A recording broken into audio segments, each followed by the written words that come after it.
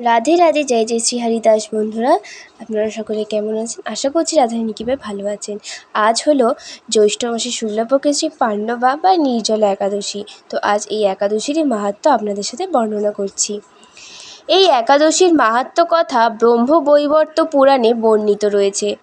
একদিন দ্বিতীয় পাণ্ডব ভীমসেন মহর্ষি ব্যাসদেবকে জিজ্ঞাসা করলেন, হে তপোধন, আমার মাতা কুন্তী, দ্রৌপদী ও সকল ভাতৃগণ যে সকল একাদশী তিথিতে ব্রত করে উপবাসী থাকে, শুনেছি একাদশী তিথিতে উপবাস করলে সকল পাপ ক্ষয়ের অন্তিমে স্বর্গ লাভ হয়, কিন্তু আমি না খেয়ে থাকতে পারি না। আমার বড় ক্ষুধার জ্বালা। কেশবের পূজা কিংবা দানাদি করতে যথাসাধ্য চেষ্টা করতে পারি, কিন্তু একাদশী তিথি উপস্থিত হলে উপবাসে থাকতে পারি না। উপবাস দূরের কথা, মাত্র একবার খেয়েও আমি থাকতে পারি না।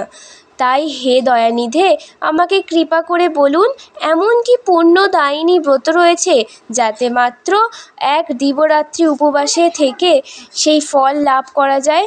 একদিন মাত্র কষ্ট স্বীকার করব, বহু কষ্ট করা আমার পক্ষে অসহ্য। বললেন, জ্যৈষ্ঠ মাসের শুক্লপক্ষের একাদশীতে সম্পূর্ণভাবে উপবাসী থাকবে, বিন্দুমাত্র জলও পান করতে পারবে না।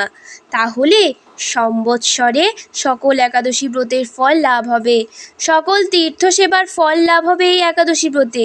এইরূপ ব্রতের মাহাত্ম্য শুনে ভীমসেন যথাযথভাবে তা পালন করলেন। তাই এই একাদশী পাণ্ডবা বা নির্জলা একাদশী নামেও অভিহিত হয়। পর্বত সমান পাপ করলেও এই ব্রতের প্রভাবে তা সত্বর বিনষ্ট হয়। এই কথা শ্রবণ পঠনে অন্তিমে বৈকুণ্ঠ লাভ হয়। রাধে রাধে, হরি বল, হরে কৃষ্ণ। জয় পাণ্ডবা নির্জলা একাদশী কি জয়, জয় জয় শ্রী রাধে। রাধে রাধে, হরি বল।